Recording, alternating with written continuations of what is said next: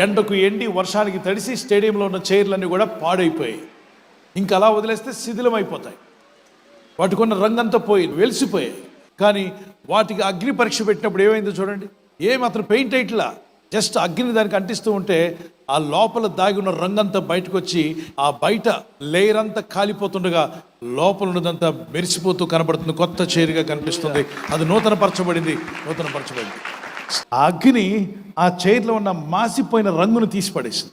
ఈరోజు మన బ్రతుకులే నూతనపరచబడడానికి పరిశుద్ధాత్మ అగ్ని మన మీదకి వస్తూ ఉండగా నూతనపరచబడబోతున్నాయి. ఈ నూతన సంవత్సరంలో మీ ఆత్మీయ స్థితి నూతనపరచబడాలి, మీ భక్తి నూతనపరచబడాలి, మీ విశ్వాసము నూతనపరచబడాలి, మీ నిరీక్షణ నూతనపరచబడాలి, మీ ప్రార్థనా జీవితము నూతనపరచబడాలి, మీ భక్తి జీవితము నూతనపరచబడాలి, మీ పరిశుద్ధ జీవితము నూతనపరచబడాలి.